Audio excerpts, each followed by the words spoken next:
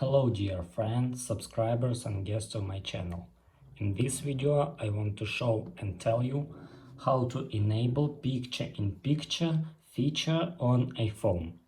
Please put your like, subscribe to my channel and share this video with your friends. Let's get started. So, first we need to go to settings. After that you need to scroll down and click general. And here we need to scroll down a little and click picture and in picture. And after that you must turn on this setting. And that's all.